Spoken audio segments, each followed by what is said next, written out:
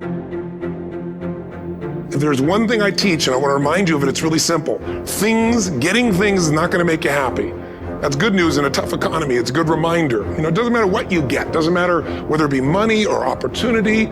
All those things might excite you for the moment. Even a relationship, as magnificent it may be, might be exciting for a while. But if you don't keep growing, that relationship isn't going to stay exciting. So the secret to real happiness is progress. Progress equals happiness. And if we can make progress on a regular basis, we feel alive. And that's why at the beginning of the year, we get this thing like, okay, I can have this fresh start. I could really do what my soul desires. I could expand. I could grow. I could improve. I could change. Or maybe better than change, I could progress. See, think about that. Progress is an aliveness to it, doesn't it? You don't have to work at changing. People say all the time now, well, I'm working on changing. Don't worry about it. You don't have to work on changing. Change is automatic. Your body's going to change whether you want it or not as the years go by. And no matter how hard you work, there's going to be some changes going on there. The economy is going to change no matter what you want it to do. The weather is going to change. Relationships are going to change.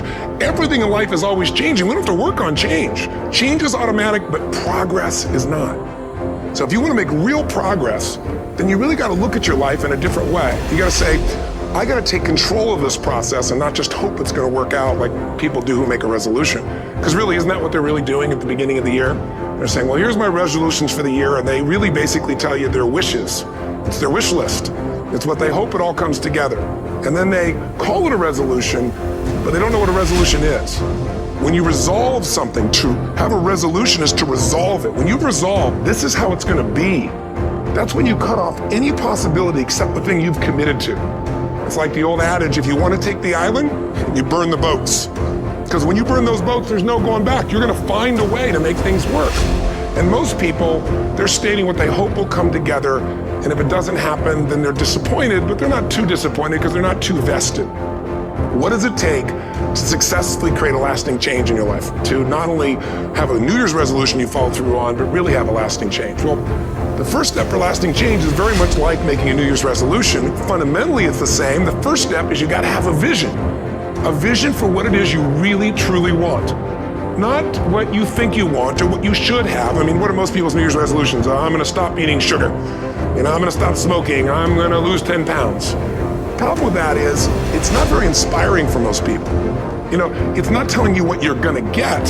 It's only what you're not going to do. And it's kind of hard to have you move forward with that. A vision is about what you're here to create. A vision that really works is one that excites you. If you say, well, my resolution, my goal, my outcome for this month, this week, this year is to lose X number of pounds, that's okay, but it's not very compelling. It has to be a compelling vision. It's got to have something that has the power to pull you, not something you have to push yourself to do. Those are two different kinds of motivation. Push requires willpower, and willpower never lasts. What will last is pull. Having something so exciting, so attractive, something you desire so much that you have a hard time going to sleep at night, you get so up early in the morning to rock it and take it to the next level. That's what you're looking to create. That isn't easy to get.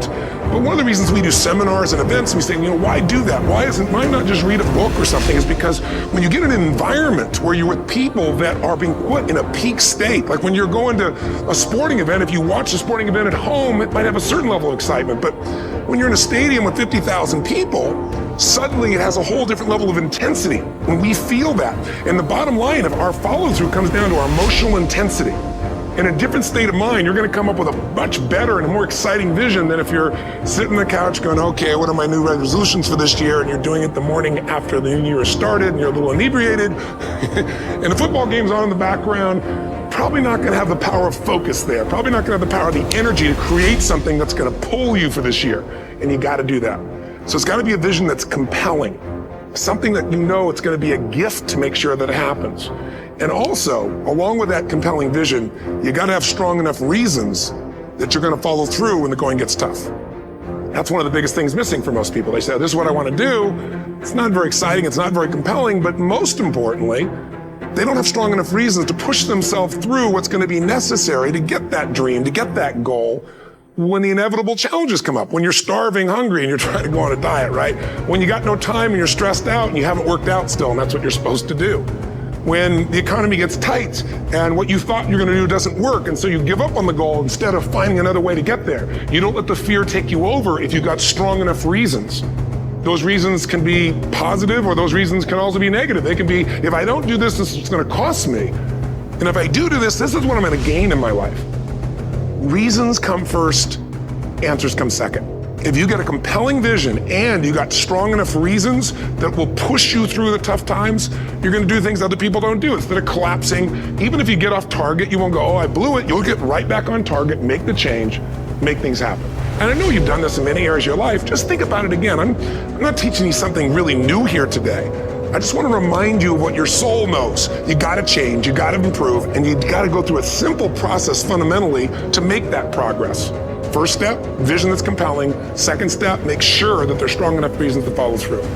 Third step, you got to review it and feel it every day.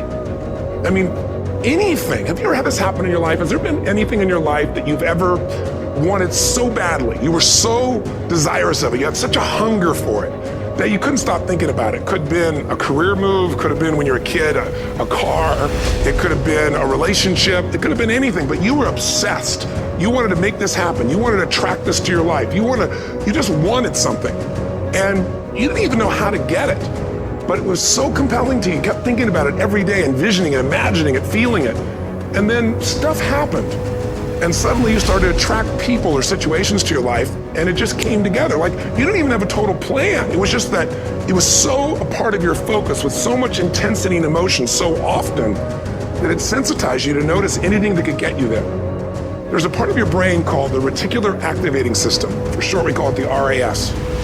That part of your brain determines what you notice in the world.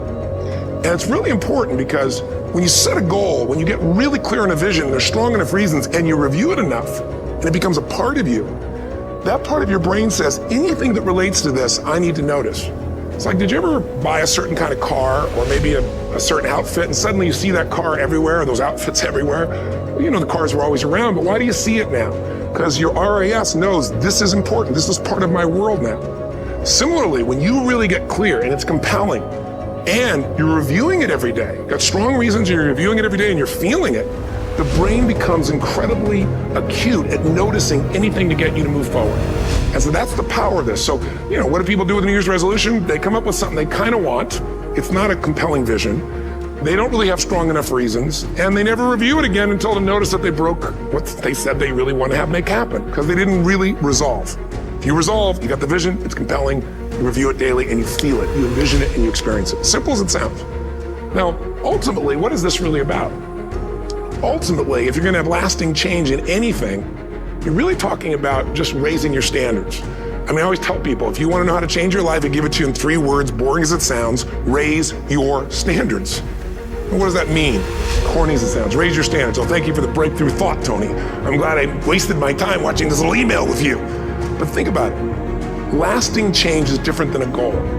You don't always get your goals, but you always get your standards. Maybe it would help you is to think about it this way. I try to explain standards to people with a different set of words. Think of it as everybody in life gets their musts. They don't get their shoulds. Like, think about it. Most people have a list of shoulds, don't they? Don't you have a list of the shoulds, things you should do, you should follow through on? I should lose some weight, I should work out more, I should make more calls, I should respond more rapidly to my email, whatever, I should get into the office earlier, I should be, more confident, whatever your should list is. People love to have their should list be met, but it's kind of like New Year's resolutions. If it does, it's really exciting, but if it doesn't, which is most of the time, it's a little disappointing, but you kind of know it's not going to happen. But when you decide something is a must for you, an absolute must, when you cut off any possible, you just say, I'm going to find the way, or I'm going to make the way. Human beings, when they resolve things, when they make a real resolution inside themselves, which is they raise the standard, they make it a must, they find the way. Think about it in your own life. Haven't you had some area of your life where you raise your standard and your life has never been the same? Maybe at one time in your life you smoked cigarettes, or you did something and you did it for years and you kept trying to change it, and kept telling yourself I should. And then one day something happened. Something just clicked you over. Something took you over that kind of tipping point. And inside yourself you said no more. And it was a very, very different experience, wasn't it? Something inside of you shifted. And what was a should became a must, and you've never gone back. Is there an area like that in your life you can think of? Again, did you ever smoke cigarettes? Did you ever eat a certain way, drink a certain form of alcohol, and then finally say no more, and you just don't go back? And notice this, it doesn't really take any willpower anymore.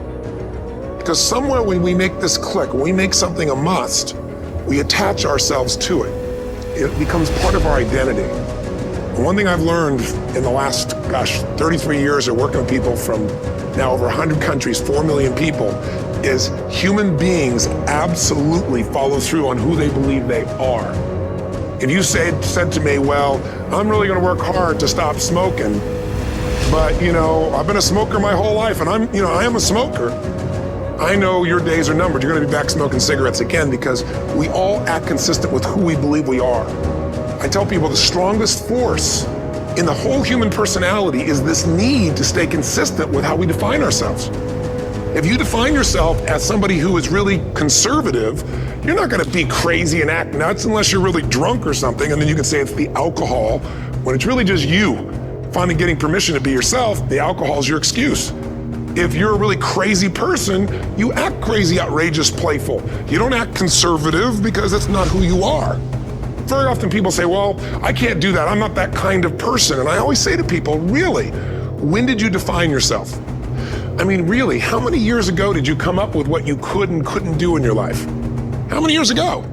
Most people, if they really look at how they're living their life today, it's based on a set of standards, a set of beliefs that they made choices about 10, 20, 30 or more years ago. I mean, very often we made decisions in our youth or very young about what to believe, about what we were capable of, about who we are as a person, and that becomes the glass ceiling, if you will, that controls us. There's a corny metaphor, but it's true. I remember one time I was with my family at the circus, and there was a person there, and they had this big, giant elephant, and you look at this elephant, and they take this little rope, put it around the elephant's neck, and they drive this stake into the ground. And I mean, you look at this and you know that elephant could rip down the entire tent with almost no effort. And yet the elephant doesn't struggle, doesn't try. Why? Because the elephant's conditioned. And they take that elephant and condition the elephant when it's a baby elephant. That's how they train them. When it's a little baby elephant and it doesn't have the power yet, they put a big rope around it and they drive this huge stake in the ground, and the elephant fights and fights and fights. And one day, finally, that elephant decides, I'm not capable of pulling this out. And once that becomes the definition of an identity of anyone, an elephant in this case, they don't even try anymore. It's just who I am, that's how it is, that's just the way it is in my life. I'd like to ask you to take a look at any place you've got a limitation and ask yourself, when did I decide to accept that limitation? And you may not even see it as a limitation, you might see it as just that's who I am. But so often in our lives, we've adapted to be a certain way so that we don't fail or so that people will like us or respect us, but it's not necessarily who we are. Joy comes when you're spontaneous. It's really hard to be truly happy when you're not being yourself. And most of us have no clue who we are. And so a big part of my work, if you've ever been to an event, you know, is to get people to do things spontaneously without thinking, because that's when the real you shows up. That's when the energy comes alive. And when you do that, when you start to connect to your true nature, suddenly there's energy available for you to set a higher standard for what you want in your life. That's what this is really all about. And when I talk about standards, when I talk about, shoulds versus musts, think about your own life. I know there have been areas in your life where some point in time you just shifted and you raised the standard and your life changed. Because whatever people have their identity attached to, they live. We live who we believe we are. That's just how it works. It's just kind of like, I'll give you an example. Look at your physical body. Your physical body today is an absolute reflection of only one thing, not your goals, not your desires, but your standards. The identity you have for yourself. If your standard is you're an athlete, then there's a certain amount of strength, a muscle tone, and energy that's available in your body on a regular basis because that's who you are. And so you do whatever's necessary to maintain that identity. Again, the strongest force in the human personality is this need to stay consistent with how we define ourselves. Because if you don't know who you are, you wouldn't know how to act. Once you lock in on that identity, your brain finds a way to keep you there. If you say, man, I'm overweight, I've always been overweight, I'm big boned, and that's the story you got, then you're gonna always find a way to get back there. That's your settling point. That's your identity. That's where things lock in. If you see somebody who's in really great shape, you ask them, do you work out? You know the answer. Yes, how often? And they'll tell you 3 times, 4 times, 5 times a week, whatever. In a seminar, I'll ask people, who here works out at least 5 days a week? And I'm stand up. And you look around that room, and you know that they work out 5 times a week because you can see their body. You don't just get a result without some kind of action, without some form of ritual. Ritual meaning actions you do consistently. Now, do you think those people that are out there working out 5 days a week, do they have more time than you do? Or I have, or anybody else? Of course not. Is their life less busy? Of course not. It's just a must for them. They must work out that way, and they've made that turn, their life changed. So I'm not saying you have to work out 5 days a week. I'm just saying whatever you really want, wants don't get met consistently, standards do. Whatever you identify, this is who I am. And so it's not so much about changing your identity as it is expanding it. You know, deciding that, you know, instead of your goal is to lose 10 pounds, which is not compelling, what if your vision was to get back to my fighting weight? You know, this year, this month, this next 90 days, I'm gonna transform my body. I'm gonna take on a new challenge. I'm gonna find some technique or strategy, there's a million of them, that can reframe myself where I want to feel younger, stronger, more vibrant than ever before. Here's my reasons. Because I want the energy to really make my life work. Because it's tough out there and I want to be stronger than I've ever been before. I want to go in front of the mirror and if I'm naked, not, you know, want to laugh. I want to look there and take a good look and go, yeah, I'm proud of whatever I see there. Whatever it takes, something's gonna make you laugh, smile, something that's gonna tease yourself, but something's gonna move you to another level. If you identify yourself in a new way and you own that every day, and that becomes the standard of how you live, you'll find the way to make that standard real. Money's the same way. Think about it, it doesn't matter what's happening, quote unquote, in the marketplace. People that make money find a way to make money no matter what, don't they? I mean, most people's standard is to pay their bills. So that's what most people find a way to do, even when economic times get tough. Most people, if that's their absolute standard, they find a way. Some people's standard is pay their bills most of the time. And so most of the time they do. Some people's standard is not just to pay their bills, but to take care of their family and maybe even some of their friends. And they find a way. In fact, you know, some people may be in a family where they don't have enough money, they barely have money to pay their bills. They work their guts out. And then somebody, their mother, their father, somebody else, their sister gets ill, and there's not enough money to take care of it. Nobody else has money in the family. They don't either, but they find a way to get that money to take care of their mother or father, don't they? And pay their bills. They never could do it before. Why? The situation made them raise their own standard. And not everybody does that. Somebody else in the family might have money and still not take care of their mother. It all comes down to the inner game, my friends. Changing your life is a change in the inner game. The outside world you can't control, but you have absolute control over this one if you learn the dynamics of what shapes you. And identity is one of those simple, clear, fundamental basics that if you start to shift it, everything else will shift in your life as well. Some people, by the way, have to have more than enough money to do what they want, when they want, where they want, with whomever they want, contribute the way they want. If that's their must, they find a way. I know that sounds overly simplistic, but it's true.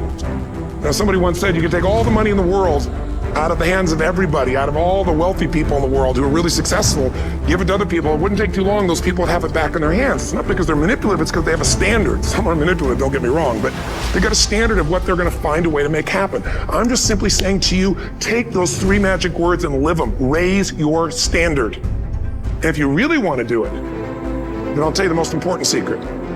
Have you ever done this? Have you ever told yourself you're raising your standard? Okay, I'm gonna go make this happen. I'm gonna go make this much money. I'm gonna transform my kids. I'm gonna create the ultimate relationship in my life. I'm gonna transform my body, whatever it is. And then you don't have strong enough reasons and you don't use it. You don't follow through. It's because you didn't back up your standards with what makes those standards real, and that's rituals. Rituals are where the power is. Whenever we do our Robbins results coaching, and we say Robbins equals results, the way we get results with people, it's the same way if you listen to my Ultimate Edge program, or back in the old days, Personal Power, or if you went to one of my seminars, you know what I do is I take these huge challenges you got and we break them down to little bite-sized steps. Little things you do each day that after you do them, you get so much momentum that it's easy to succeed. You're not overwhelmed. You have these victory day after day after day on little things. If you went to Ultimate Edge, I'm sure you learned about the hour of power, or the 15 minutes to be able to be fulfilled, or 30 minutes to thrive, where you literally just condition your body and emotion with a couple little rituals So it doesn't matter what's going on in your world, you feel that strength, and it's not fake, it's not some pump up, it's coming from inside you, and it works. Rituals define us. See, all the results in your life are coming from your rituals. They start with a standard and then have rituals that follow it up. Like, for example, if you are where you want to be physically, you have very different rituals than if you're not where you want to be physically. If you're overweight, you and I both know you got a different ritual than if you're physically fit. Completely different. You get up in the morning, what's the first thing you do if you're fit? Your shoes are there, you roll over, doesn't matter how you feel, you put on your shoes, you lace them, you start walking, or whatever that ritual is. If you're overweight, you roll over and you have a very different ritual. You might roll over several times to turn the alarm clock off. You go in and get your mocha, smocha, whatever, special coffee. You stop by at Starbucks, whatever the case may be. You have your nice sugar muffin. It's supposed to be really nice for you. Whatever you do, it's a different ritual. If you have a great, passionate relationship, you have very different rituals in how you come home than if you have a lousy relationship. You come home and the first thing you do is you're tweeting somebody, or you're emailing, or flipping on the news, or you don't even come home. What are the rituals? Whenever I study people that are successful, what I look for is what's the standard they hold themselves to? And then what are all those little rituals that add up? Because think about it. Success and failure are not giant events. They don't just show up. You don't just suddenly become successful or suddenly have this cataclysmic event that makes you fail. It may look that way, but failure comes from all the little things. It's failure to make the call. It's failure to check the books. It's failure to say, I'm sorry. It's failure to push yourself to do things physically that you don't want to do. And all those little failures day after day come together until one day some cataclysmic event happens and you blame that. That event happened because you missed all the little stuff. Do you agree with me? And success, by the way, is not some overnight event. It's all these little things. Success is having a vision. Success is making it compelling. Success is really seeing it and feeling it every day with strong enough reasons. Success is feeling the sense that I'm here to grow and I'm here to give something to the world more than just myself. Success is caring about other people. Success is calling and saying, I love you in the middle of the day for no damn reason. Or sending a note. That'll change your relationship. Have a ritual of something funny, playful, or a surprise you do. How many relationships are dead today because they have no surprise rituals anymore? You need to have some rituals, some cool things you do that nobody else does that gives you a better life than anybody else has. All the little stuff. That's where success comes from. And in business, it comes from delivering more than anybody could imagine. All those little things add up. People go, wow, that's who I want to do business with. It's true in any area of your life. So if you look at somebody who's really successful and you think, wow, they're so amazing, they're such a genius, you got to dig underneath and you got to remember something. People are rewarded in public for what they've practiced for years in private. Myself and my business people say, how do you get up and speak and you have no notes and you go for 3 days and nights and the room is like everybody's wired and it's incredible, it's like a rock concert. How do you do that? How do you have that confidence? Well, and it's not confidence, it's experience now. But I did so much behind the scenes and I still do to make things right. How many people would know that since the time I was 17 years old, before I walk out on stage, still do to this day, wouldn't need to do it, but I still do it, I never walk out there without being in an absolute peak state of mind. There are days my back is hurting, my throat is hurting, or I may have had a challenge, or my father passed away, and I've still got to deliver for these people because my standard is give my all every time. Every event has to be better. Talk to anybody who's been to our events for 5, 10 years, some of our trainers, and they'll say, I don't know how he does it. He always finds a way to make it better. That's not an ego thing. That's a standard in me. I have to find the way. And my ritual, though, is I prepare, I think, I gather new information, I figure out how to put something across better. What do people need? I spend time with our customers. I see what's going on. And before I get on stage each time, I have this little ritual to put myself in a state of mind. And I did it starting like 17 years old. I started doing it. I'd say, I now command my subconscious mind. And I say this out loud several times, this little phrase, set of phrases, as an incantation to kind of condition my mind and body. And I'd say, I now command my subconscious mind to direct me in helping as many people as possible today by giving me the strength and the emotion and the humor and the brevity, whatever it takes to show this person and help this person change their life now. And I started that with a person when I worked with people one-on-one, and I would do that for 45 minutes driving in my Volkswagen to go serve and coach somebody for the first time. Now I don't say that person, I say these people, and And I can go out in a room of 10,000 people and deliver for 50 hours, and I do it every time I come back on stage. It's a ritual to go into peak state. Peak states don't just show up, they don't interrupt you. Great ideas don't interrupt you, you gotta pursue them. I talked to Michael Jordan, I'll never forget, at the peak of his career, and got to watch his final game. Saw him backstage and spent some time with him, and it was a pretty exciting time. He was the greatest basketball player I think that ever lived and has ever lived. And I asked him, I said, what sets you apart, Michael? What is it? And is it God-given talent, ability, skill? What is it? And he said, Tony, he said, I can shoot you straight. It's not, me trying to act humble. He goes, I have a lot of talent, a lot of God-given talent, a lot of skill. I've worked really hard. But he said, really? It's my standards. He said, every day I demand more from myself than anybody else could humanly expect. I'm not competing with somebody else. I'm competing with what I'm capable of. Magic formula. Because most of us lower our standards. Why? Because who you spend time with, my friends, is who you become. One of the biggest reasons I started going to seminars when I was like 17 is I had nobody around me as a great role model. I could read about somebody, but being around people, being in that environment was very different. Finding a way to go to work with someone who lived that standard of life was very different. You get around people with low standards and you compete with it. You don't need to compete with it. It's like, okay. Remember Jerry Springer? I don't know if he's still in the air, but I remember used to get people on the show and I thought, where would he find these people? And why would people watch? I'll tell you why they watch. They watch these people and go, my life's still pretty darn good compared to that person. Look at them. You don't have to change your life. All you have to do is find somebody with a lower standard and you'll feel good about yourself. But if you feel that good feeling, it's an illusion.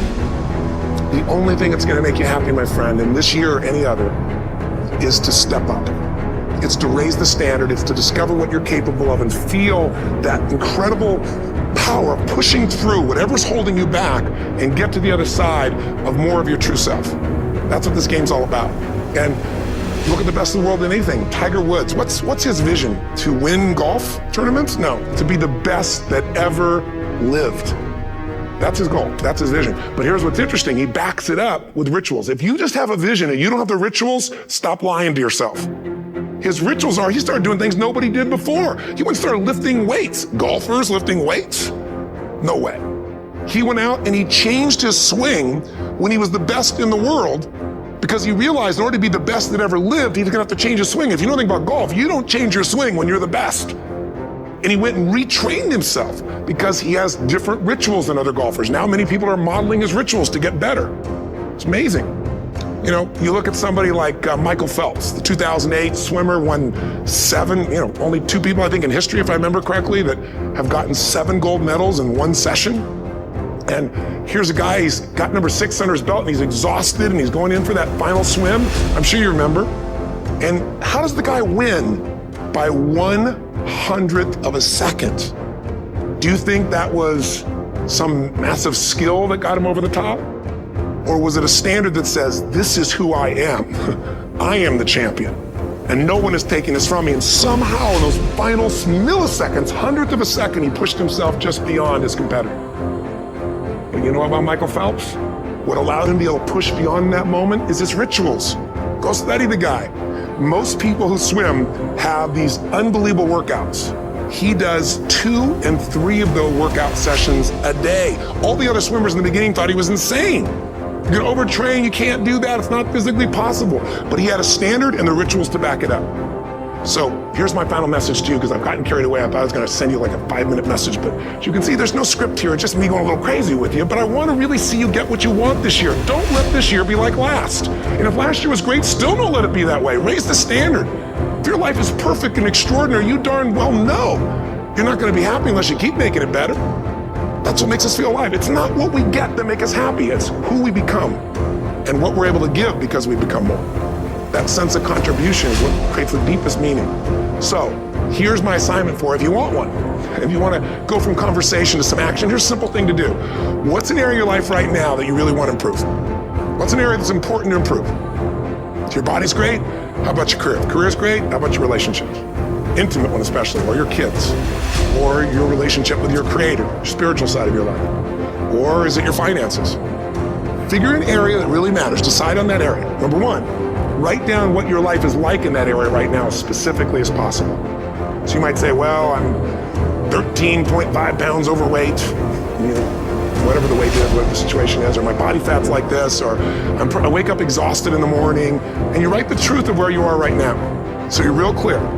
Or I'm not in a relationship. I say I want a relationship, but I'm not in one, and I don't seem to find them. All the good ones seem to be gone, is my belief.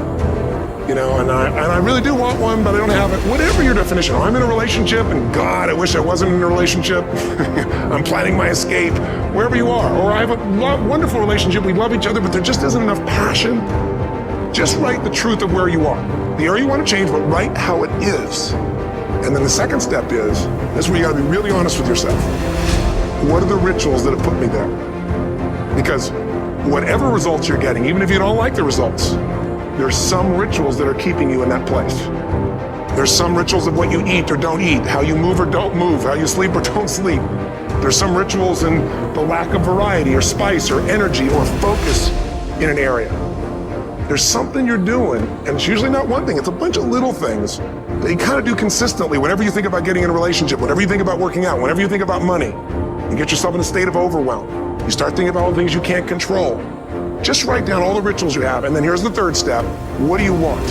What's your vision? And be really specific. I want to be my fighting weight. I want to be the strongest I've ever felt. I'm going to turn whatever it is, be specific. And then, last step, number 4, what are the rituals that'll get you there?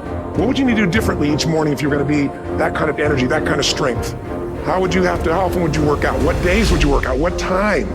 A ritual is something you do consistently, usually at a specific time, so it becomes automatic. Let me tell you something. Willpower doesn't last, but rituals can last a lifetime. I bet you have some rituals in your life right now you've been doing for years, even though some of them don't serve you. I'm just saying, wake yourself up. If you want a new year and a new life, you don't need to start on January 1st. Start today. Start with this little video. And just begin to see what happens and see how easy it is to just do a few little rituals. Don't do them all, just do 2 or 3 new things. And you know what happens? You'll get momentum. Because once you discipline yourself in one area of your life, you feel yourself doing it in other areas as well. And I always say something that my original teacher taught me. I always remind people, there's always 2 pains in life. There's the pain of discipline, or there's the pain of regret. And discipline weighs ounces, as my friend Jim Rohn taught me. Regret weighs tons. You don't have regret. So right now, what do you want to change? What's it really like? What are the rituals that got you there? That'll take a little homework. If you're not sure, ask the people around you. They'll tell you what your rituals are.